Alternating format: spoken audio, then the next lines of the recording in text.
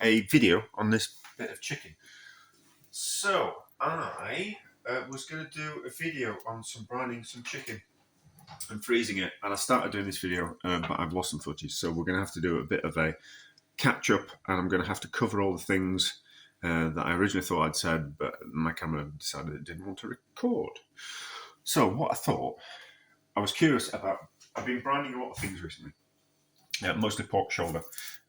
It's just a case of adding salt to things. You can either wet brine things or dry brine things.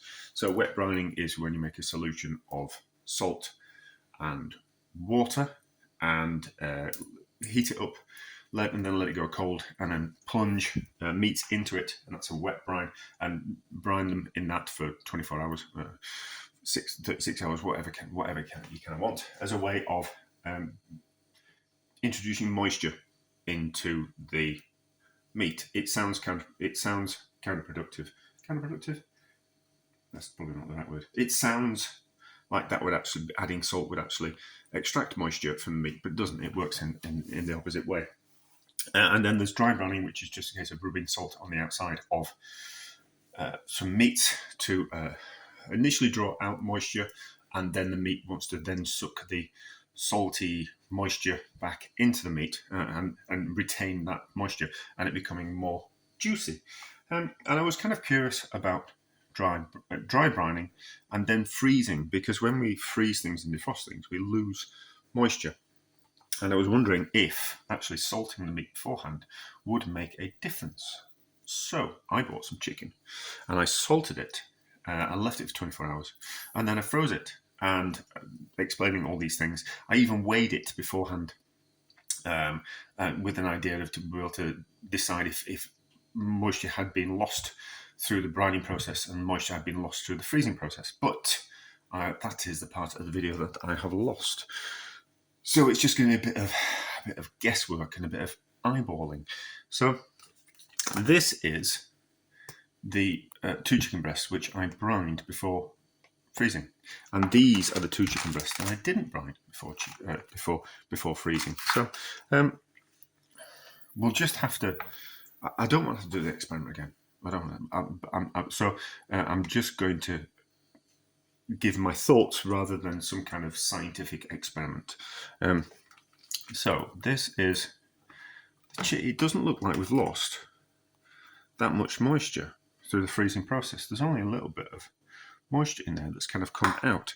There was some moisture already in this packaging, but it actually seems like there's now more because of the freezing process. It seems like there's more in that corner there than it actually was before we froze it and defrosted it. So I think this might have actually worked in the idea that if we season the meat before we freeze it, it actually stops moisture being lost through the freezing process.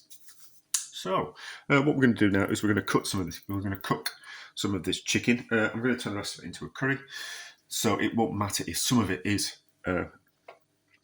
cooked. I don't want to make a mess of my chopping board, so we will use the plastic lid as a bit of a chopping board. So let's just, I suppose cutting it might change the nature of this experiment rather than cooking whole, but I can't imagine that cutting bits of chicken off would make a difference if we're brined or not. So that is the brined bit of chicken, and then this is the non-brined bit of chicken, and we'll do a bit of a, see, it feels different. It feels different. I don't know if it feels different because that's got more moisture in the packaging, but we'll just cut a scallop off it and trying not to take my fingers with it. I would have weighed it, but we are past that point of this is no longer a scientific experiment. This is just my hypotheses. So those 2 bits of chicken can cook away nicely in the pan. I can't think there's anything else that I want to add to this. It's just going to be a difficult one. But if it results some, if we get some kind of interesting results from it, then I'll recreate the experiment and make sure that me has got all the footage that we need. But for the moment, we'll just eyeball it, and we'll go on professional intuition. Is that the right word? Even though I do remember Rick Stein tasting turkeys and then doing a taste test between an organic turkey and a frozen farmed turkey, and Rick got it wrong because of biases in his mind. He kind of convinced himself that that one of them looked like it was going to be organic, rather than actually going on a taste. And the people that were testing it with, all went on taste rather than appearance, and they were right and he was wrong. It was slightly embarrassing for him, but good on him for admitting that. Good on him for admitting that. And I kind of think that's just, we learn more through failure than we do through success. And we certainly learn humility, which is very important. So we will carry on cooking these and kind of see what we think. Already, I don't know how it's because of how I've cut it, but that one seems to have not plumped up, but it's like shrunk in the cooking process. But we'll see what happens when it's cooked. Right, looks ready to turn over. That has certainly changed. Stayed flatter in the shape that we cut it. This has tightened up somehow. I don't know if that's just down to how we cut it, but we will find out in the taste test. Right, let's cut into this bit of chicken. So that's, we probably should have weighed them before we started, but we're not. I've admitted I'm not doing a proper. Really shouldn't slice with that knife, should I? That's going to poison me. I'm sure we'll be fine. It won't kill me. Let's use a different knife. So this is the non-brined bit of chicken. Looks all right.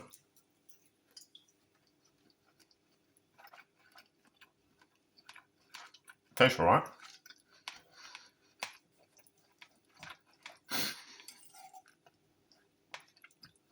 How it is pre-brined bit of chicken.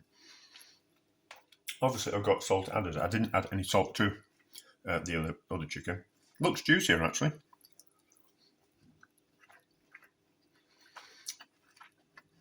That's a nicer bit of chicken. That's a nicer bit of chicken. That's interesting, isn't it? That's interesting.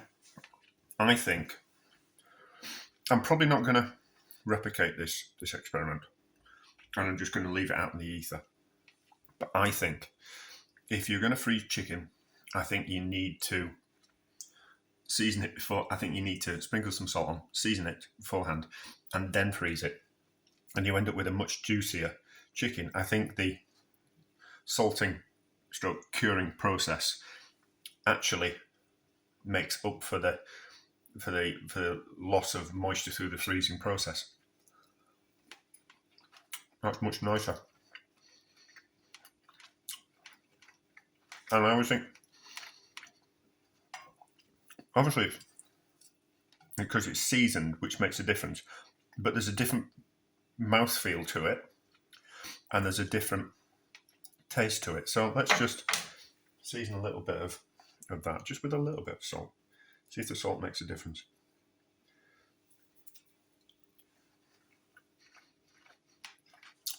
No, the mouth feels different. That sounds like my mouth feels different. The mouth feel feels different. Yeah. I think there's something in that. I think my hypothesis is that seasoning your chicken before you freeze it makes up for the lack of moisture lost through the freezing process. And I thoroughly recommend that if you are going to freeze chicken, to brine it beforehand. So dry brine it beforehand.